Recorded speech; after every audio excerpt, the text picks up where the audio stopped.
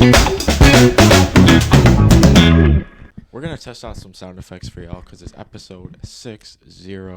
Remember when last week we were watching episode 4 and it was like, yo, single digits is crazy. Single digits, But guys. Now we get to 60 60 episodes mean? 60 weeks of our life. On the end of the week, Saturday night, we film this. Some Tuesday nights, some... That means we could probably say 70. days. We could probably say 60 plus hours of filming. Oh, for sure. Nah, probably not, because not every episode's an hour.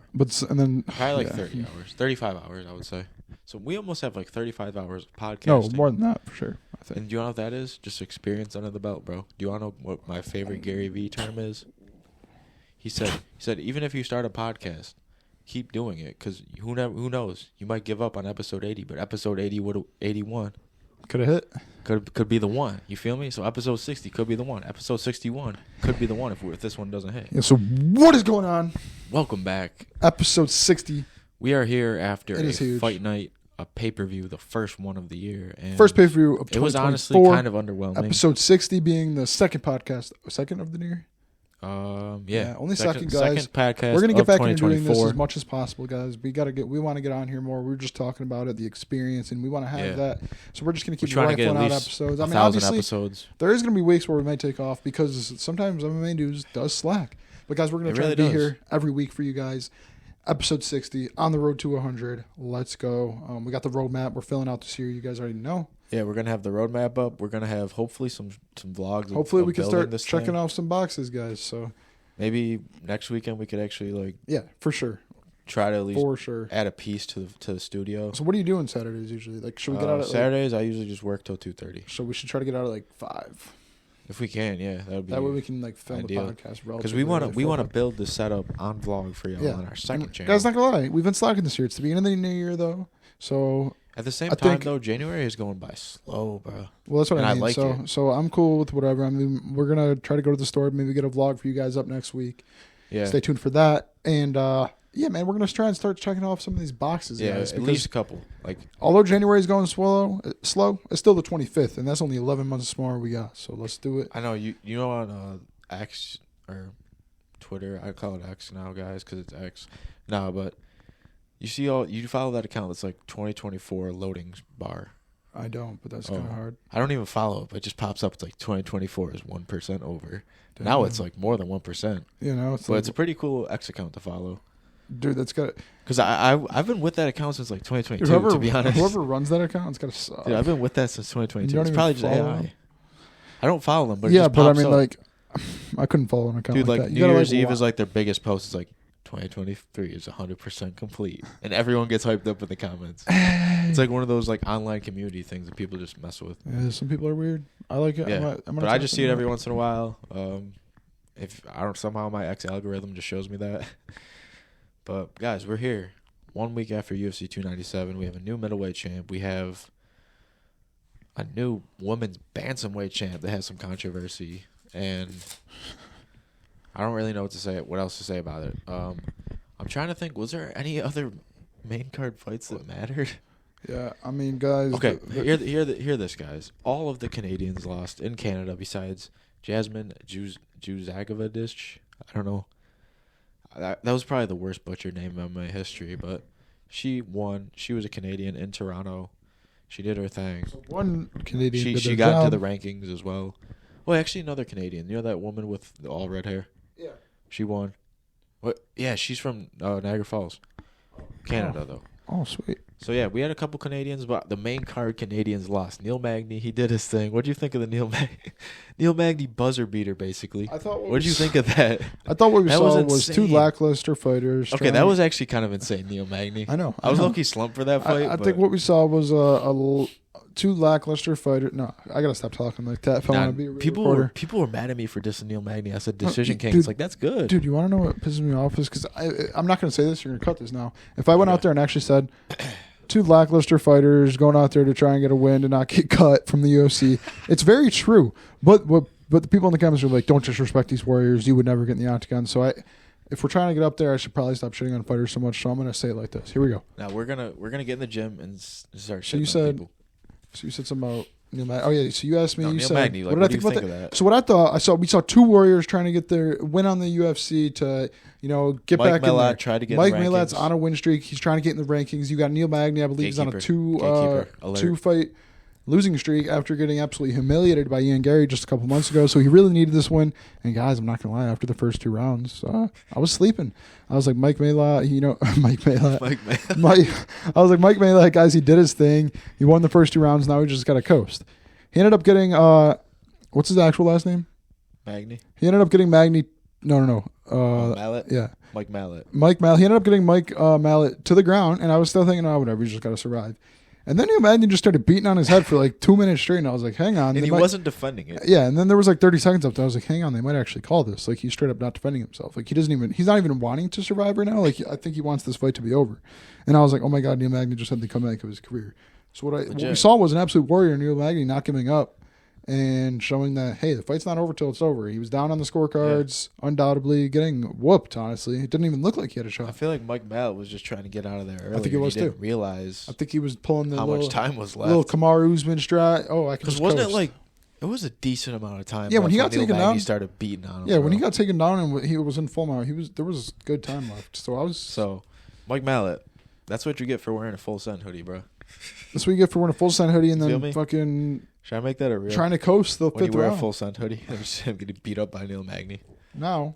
So that fight, that fight was honestly it was a pretty good sick. fight. It was pretty cool. Like looking back on it, that was pretty sick. I love the losing and then comeback wins. Like, you're down on the scorecards, needed a finish, and then you go out and get a finish.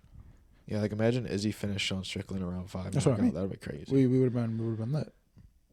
All right, we had Arnold Allen take a second loss in a row to Movsar Evlio. What I saw there, I swear I watched that fight and I was like, this is not the Arnold Allen that I watched fight Max Holloway. It's not the Arnold Allen that just went to war with Max Holloway.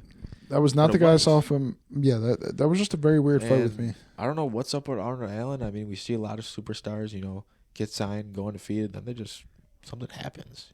Like, did Max Holloway? Is he gonna end this man's career? Is Max He's Holloway? on a 2-fight skid, so we'll see. But Yo, so we might be watching 2 career enders. We saw him end Korean Zombie's career. We saw him end. Well, Arnold Allen didn't retire. He's not ending his career, guys. But let's just if say he keeps losing, he gets cut. So he beat Korean Zombie, retired. Beat Arnold Allen. Arnold Allen looks like he is 10 years behind. And now, who did he? I don't know his previous opponents right off the head. But I'm saying now he's going against Gaethje, who is known to be a career ender. Career ender versus career ender. I think you just got to favor the bigger guy there. But that's for later in the pod, right? Yeah, I mean. What else was on this main card? So we could just wrap it up. Sean Strickland. Yeah, Sean's. Well, we'll start with the women's bantamweight because I just got to say this. One, come on, guys. Like, what are we going to ask for? Amanda Nunes is done. You know what I mean? Like, they need somebody to hold that belt. Yeah. And now the UFC has Holly Holm and Raquel Pennington, I believe. No, Holly Holm and what's her name? Kayla Harris. Oh, Kayla Harris. Who's Raquel Pennington? Oh, that's the champ. That's the champ. Yeah. So Raquel Pennington is the champ, but now we're going to have Kayla Harrison versus Holly Holm. I think that's such a bad fight to make. Kayla Harrison clearly is going to win. I feel like Holly Holm's name was written all over UFC 300 from the get. Dude, then they're like, all right, we need an opponent because she has to go to this division to give it some life. And she's like 42 years old. I know, but I still guess she's killer. Still active. I'm not like, she'll still kick you in the head. You know what I mean? That you guys know the famous. Do you think one of them are going to be the bantamweight champ this year? No. Either Harrison or. No, they're too old. They're both too old. And if Kayla Harrison isn't old, because I'm not gonna lie, I know Holly Holm's like 42. Kayla Harrison, haven't watched most of her stuff. I know there was supposed to be a huge fight with her on with Chris Cyborg. So people talk about UFC fighter pay, and then all these fighters that are leaving Bellator, or why are they not signing with any other promotion but the UFC? We already have Michael Venom Page and Kayla Harris signing with the UFC, but if fighter pay is such a big deal, why are they not going to the 2 other high-paid organizations? I'm just saying. That's true. So people are hating right now, but that wasn't even my point. My point was, Kayla Harrison looks old. I don't know if she's old, but that's not good in UFC. UFC, especially in the women's division, young men's game. I think, honestly, I have Julia Pena coming on and taking that belt, if I'm being honest. Shit. I honestly low-key agree with you. I mean, Juliana Pena, she beat Amanda Nunes. Keep that in mind, y'all. Like, y'all. Yes, people might call it a fluke, but she has that under her belt. Exactly. That's my thing. She's a huge threat in that division, which is dope. And has she been inactive since her loss? I think, right? Yeah, dude. She she's hasn't been fought inactive since she since lost. her loss. Her loss in the rematch. And fun fact, she actually trains sometimes with Bilal Muhammad. Oh wow! So actually, maybe she can teach Bilal a couple things. I think she was supposed to actually. Her versus Amanda Nunes was signed, and it was like very early. They released it, and then like not even a week later, she like broke her back. Had to get surgery. And that was like probably over almost a year ago now, and over a year ago. That might have been like. So very unfortunate. Yeah, wow. She was gonna get the trilogy. She didn't. Amanda Nunes was like, "Nah, I'm not waiting." Fought her last contender and then retired. So it was a great career for Amanda Nunes, and I'm interested to see what goes on with that division because, guys, even if you're for the casuals, like I'm a fan of fighting, and even to me, I thought I got a little bored off that fight. I'm not even gonna sit here and lie to you. But so you got me who loves MMA, watches almost every fight, finding it hard to have fun watching that fight. What about the casuals? The super casuals that only watch good fights. They're not going to watch that. The thing about the super casuals is we were watching Amanda Nunes fight. The super casuals were watching Amanda Nunes. The super casuals are not going to be watching this. So the UFC... Exactly, and the super casuals it's not really the might UFC's, even pay $80. It's not even the UFC's fault, or necessarily the fighter's fault either, that the men's divisions are just clearly greater mixed martial arts. It is what it is. But Sean Strickland, or no, I got to talk about the Chris Curtis fight for a second because I saw some people hating on him. A lot of people, like even like some analysts saying hating on Chris Curtis. Yeah, they said that looked like a sparring match. But Chris, what was his name? Chris Curtis had a low-key hard comeback to them. He's like, all right, let me hit you in the body like the way I was hitting him in the body, and let's see if it's a sparring match. And that's absolutely true. Marc-Andre Barriault. That fight to me just looked like a very stand and bang type match. It wasn't too technical of a match. It wasn't like get hit and not get hit. It was two guys standing in the center of the octagon, going blows at each other. So not a spar. If anything, it was just a war. And sure, none of them got knocked out or took the craziest shot. But to say those weren't hard shots is crazy. Those were some hard shots, and those are big dudes. So I'm defending Chris Curtis on this one. Just because I don't feel like he deserved some of the hate he got, even if it was kind of a boring fight. I think those were not light shots. For people to say those are light shots. I'm also defending Chris Curtis. Do you want to know why? Because he is low-key the entry gatekeeper to the middleweight ranked opponents. You know what I mean? Strickland? No. But I'm just saying, he's always hanging around 15 through 12, you know what I mean? Yeah. Like if you're trying to get in the middleweight rankings, Chris Curtis is your man to fight, and Marc-Andre Barriault could not complete the task at hand, bro. And I'm going to be honest, the Canadians were riding hot off of that UFC 289 that Oliveira was on. Like, all the Canadians won that night or some shit, right? So it's like, okay, the Canadians, you feel me? And then they have another card in Canada, and they all get fucking shit on. Dude. So I don't know. But the main event, Dricus. Is it Dricus, Dracus? I hear everybody say it. I call it Dracus. I call it Dricus. Dricus Duplessis. Dricus Duplessis is mine. So. I call him Dricus Duplessis, and he's your new middleweight champion. You saw the video of him entering the South African airport. That was dope. Yeah, he had a lot of thousands of people in Africa. It was kind of dope. And he is... I watched the one with sad audio, and I was like, man, inspirational. And then I watched the regular audio, and I was like, damn, this shit ain't the same. Give me the sad audio back. With normal audio, I was like, let's fucking go. I was like, man, it's way more wholesome when there's the sad audio. Dude, part of me, sometimes I feel bad when champions lose, but I don't feel bad at all for Strickland, to be honest, at this point. I don't even think... Because at the same time, it's Sean Strickland, he's just going to do his thing. No matter if he's champ or not. Well, was that ever really the champion? I think what we saw was a fluke against Izzy, and then we saw a super fast rising star come to the top real quick, and a guy who's funny as hell. But what was I going to say was Strickland, I saw this stat. People were sleeping on Izzy because people think he's about to get the next title shot. We're not sure if that's true or not. And what was it? Someone was like, Izzy's fucking 4-3 in his last 7, and they were like, Strickland's literally 3-3 in his last 6, and it's like he was just champion of the world who got a title shot off a 2-fight winning streak. So it was kind of funny, but I don't feel. Think about you said about champions losing. I really don't feel bad. I only feel bad for when they get their next fight and they have to get paid $200,000 less. That's gotta suck. When you're champion of the world and then you go and take a huge pay cut, come on, that's gotta hurt. Oh man. That's why part of me I want to see you with the belt, man. What are your actual thoughts on the fight? Who did you have winning? I'm not gonna lie, I had it 4-1 Strickland. Did you really? Yes. And here's the thing, before I even hear yours, what's funny is Chael Sonnen had 5-0 Dricus. Swear Listen, to gosh. I honestly think that Dricus du Plessis, I think him winning that doesn't upset me. You know what I mean? Like, I don't see that as a robbery. I don't see it as a robbery. Because close fights aren't robberies. Exactly. I don't see it as a robbery. I mean, part of me, I feel like the championship bias maybe didn't work this time. I don't really think that the championship bias had any effect on Sean Strickland. And I think that, honestly, I wouldn't even be surprised if behind the scenes the UFC maybe wanted to have Dricus as the champ to run Izzy versus Dricus.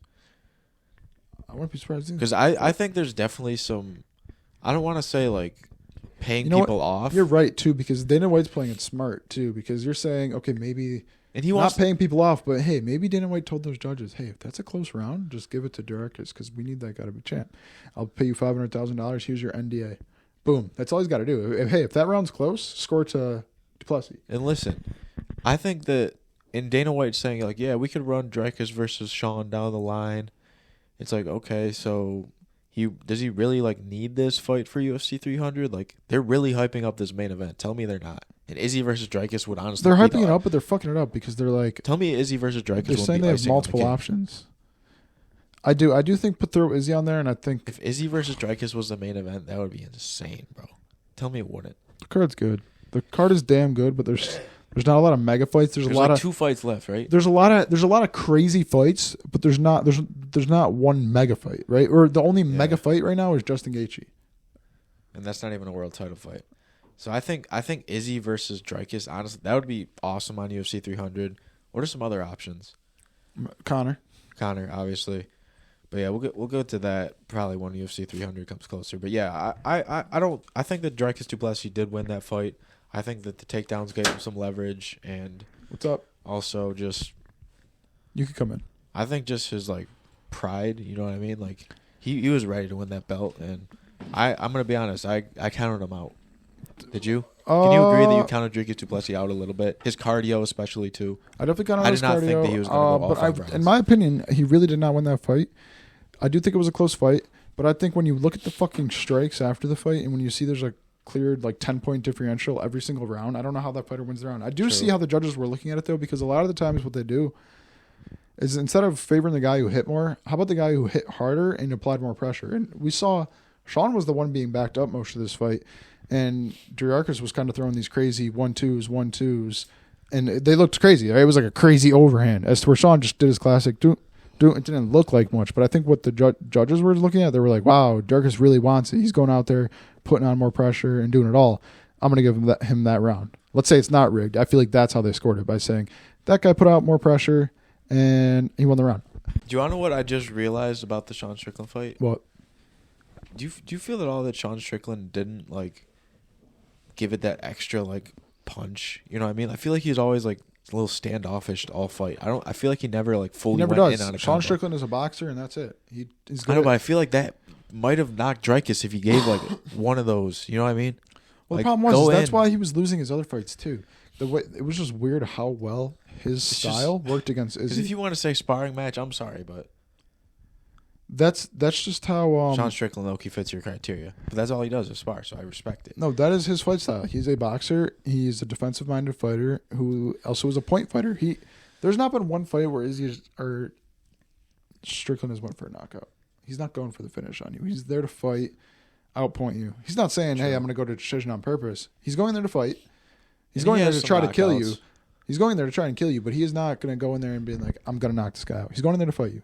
And that's what he does. And I think that style does lose him fights sometimes, unless it completely obliterates the other opponent like it did Izzy. He was able to just walk Izzy down. Dricus, not so much. He had him backing him up. Still checked almost every leg kick, and it took him down. And took him down, times, which was impressive. So it was a really good fight. I mean, it was such a close fight. One of the closest title fights.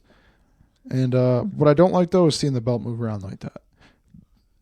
Sean Strickland's 3-3 in his last 6. That's not the champion of the world. Right now, honestly, rightfully so. Du Plessis is the champion of the world. As far as I'm 7-0 for it. I'm for it. 7-0. I really wasn't on the Du Plessis I wasn't honestly a fan, but I'm satisfied with him being the champ. But I'm ready for Izzy to probably beat him. The only thing though is I think Izzy I love when the belt hops around like this, but I'd like to have a steady champion like Izzy. That's why I liked Izzy as champ. He was boring. That's why. What's wrong with the dominant champ? I feel like Izzy versus Dreykus, right? I feel like depending on which way the UFC wants to like take this story, I could easily see Dreykus winning. You know what I mean? I could easily see Dreykus winning, but at the same time, like, cause you know what I mean? Like, you just had that feeling. That's how I felt against Pena Nunes won. very You know what I early mean? prediction. Pena Nunes won. Did you have any slight feeling? Because I honestly did. I was like, No, fuck, I Pena's thought gonna win Amanda this Nunes shit. was going to walk through her, and then I saw her not even get underhooks. But do you know what I mean, though? Like, I do what feel you like mean. Dreykus, like, I could see Dreykus winning. I could definitely definitely get see a Dreykus feeling. winning. I could see Dreykus winning, getting a few title defenses, but I do not think he's the future of the middleweight champion. I think guys like Bo Nichols slaughter him. I think Bo Nichols slaughters Dreykus Duplessis in one round. And I think Izzy versus Duplessis is such a good fight because Izzy's horrible at grappling. Man, I'm excited to see what's up with I'm the excited for middleweight that division. fight, and I really hope it's the main event of UFC 300. Either that or Leon Edwards. I would probably, very early prediction, I'd probably lean, like if there was money in the line, I'm leaning towards Izzy. Izzy versus Duplessis? Just simple MMA math and or Izzy statistics. versus Pereira light heavyweight. That would be hard. Oh, Izzy versus Pereira, I'd bet my house on Pereira. In light heavyweight, I'd bet my house on Pereira. Izzy versus Dreykus in middleweight, I'm going to have to bet my house on Izzy. I can't, that's too much of a toss-up for me. You got It's Izzy, such a who really toss-up. is 4-3 in his last 6, and really did get knocked out. And then Really did knock that dude back and then out. really did get destroyed against Strickland. Does he go out and beat Dreykus? I think he does, because Dreykus isn't a defensive fighter. He ate a lot of shots from Strickland. We saw his face in the end of the Yeah. fight. He looked like the loser. Guys, John Anik's been guys, you guys saw John Anik's statement where he was basically like, He wanted to turn on MMA fans. He wanted to go to football. He wanted to say he might be done with this in the sport. But he really switched up quick when he got some backlash on all social media platforms, Instagram, X, guys- Snapchat. and basically all the backlash is basically just him saying he's soft, right? And that's because And his I apology will admit- is crazy. I will admit that before we get to the apology, I will admit that the MMA community is probably one of the most toxic sports, or UFC in general. It probably is one of the more toxic fan bases. I've seen it in our comments. I've seen it anywhere. Anytime you post anything about certain fighter, it's boom, this or that. It's so like one-sided. UFC is definitely toxic, but Every you got to fight is understand, one-sided. this is a sport where these two guys that are fighting are going in to try and kill each other. So I don't think there's any limits to trash talk or hating. I think if you're a fan of a sport where two guys are literally punching each other in the face, I think there's Yeah. no limits to trash talk and what you can say to anyone. Sure, John Anik probably gets some like crazy stuff, but dude, you're analyzing the craziest, most brutal sport in the world. What do you expect to come with it? Like sunshine and rainbows, bitch? And this is also a thing to point out. The UFC is not like other sporting leagues. It is not at all like the NFL, NBA, any of those leagues. You know what I mean? Like they have swear words in the UFC and shit. You That's feel what I me? mean. Like you can swear in the UFC. You can be Sean Strickland. Imagine any other league with somebody like Sean Strickland taking interviews, You're fired. being at the top of the world. Like imagine Sean Strickland was the quarterback for the Super Bowl champs. That's the equivalent. And the UFC is just not equal in that aspect. Yeah, that's a good take. You feel me? That's a good take. So John Anik, it would be, you would fall far down the ladder of sports commentary if you joined football, because you got to say what you were saying earlier about all the different football people. Oh my god, dude! When you think about There's the a million UFC, of when you think about UFC analysts and reporters, I think there's not a lot of big people you three. go to. You think of the big three. You think of Joe Rogan, John Anik, Daniel Cormier, the commentators, and then you got like the one big Joe guy or whatever his name is. Those are the three. Yeah, the older. Now, the, when you- in the older clips, I like to say- here, how do you start? He's like, here we Yes. go. Oh yeah, I That love that shit's guy. hype. That That shit's guy was hype. hype. Who is that guy? Comment. Yeah, comment who that guy is because he's cool as hell. And then I'm a pretty You big need to bring fan of the him back for NFL UFC as well, 300. right? I mean, I got a team from where I'm from that I support, Yep. so I'll be watching the NFL or whatever. And I can't. There's so many reporters and analysts in there that when you said, "Hey, John Anik, if you went up to the NFL, you would fall far down," you're absolutely right. Because Yeah. guys, I can't even name you. Like, there's so many freaking reporters in the NFL and stuff that like John Anik would just be like this, bro. So yeah, it's a weird thing. I think that it was an L, and the apology was just saving himself. Yeah, It the was- apology was almost seemed forced. I mean, I feel like a real apology would have been on video. Yeah. You know what I mean? Like, I guess I'll accept it, though. I mean, who else? I would rather have John Anik than... I'm gonna say I've never a random really ass seen dude. John Anik in any sort of like drama or any sort of situation or controversy whatsoever. pretty So clean. what I'm gonna do is I'm gonna let this one slide. But I do think maybe it was a heat of a moment. He saw a comment he didn't like. He went on that podcast and just started spewing from the his heart. podcast. But I mean, like, dude, you cover MMA. It's a brutal sport, brutal fan base. It's a brutal sport unlike any other, and And you got to understand, like we were just talking about, you're one of the only top guys to be able to be hated on. In NFL, there's so many top reporters and analysts that it's all spread out.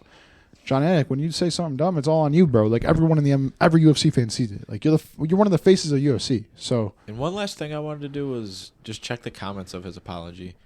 So someone said he's extremely irreplaceable. I don't think he is, but I know what you mean.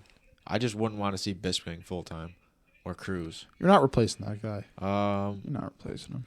Apologizing when he wasn't even wrong, some people are saying. It's not even bad.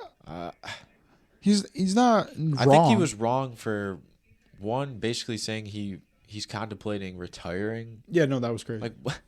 Come on, bro. If you're contemplating retiring over some backlash, you need to just get off the internet.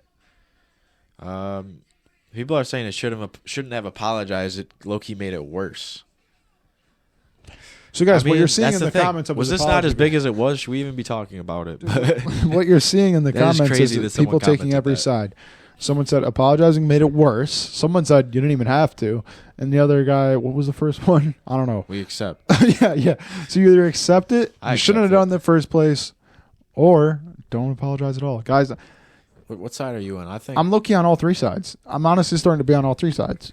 Low-key, just a little bit each in there. That's why it's so much like I'm just kind of letting this sweep under the rug real quick. I'm going to let it go. I feel like it was a little bit. He'll be back next pay-per-view. It doesn't matter. I think it was like a little bit of a rushed, heated of the moment thing by John Anik, and I think maybe he did realize what he said was kind of wrong, or not necessarily wrong, because let's be honest, hate shouldn't really exist. It's the fact of the matter that it does, and it always will. So there's nothing we can really do about it. So I'm not saying John Anik is like a pussy for not being able to do with hate, but it's like, yeah, you're not. That's the thing with these so-called haters. Haters are just fans if they keep coming back around. You feel me? Like, there's no one coming out of the blue, seeing John Anik's video and starting to hate on him. That's why I just want to know the comment. People that are fans of him hating on him. That's why I want to know the comment. The comment that was like hating on him. Because realistically, all haters are fans. You feel me? Yeah. If you're watching our videos, if you're commenting on multiple videos, I agree. Hating, you're a fan because you're a fan of hating, which get some help, bro. Right. Be a fan for being a fan. But yeah, guys, we got Conor McGregor's starring in Roadhouse. We're gonna probably watch that, have a review.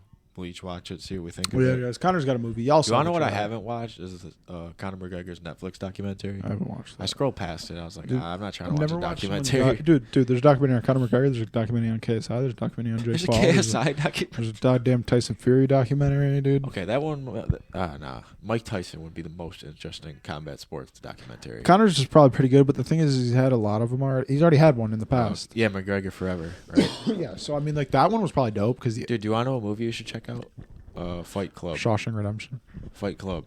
Have you ever watched that? Nope. It's pretty sick. I've heard of it. I guess it's on YouTube. It's $3.99. All right, sweet. Sweet.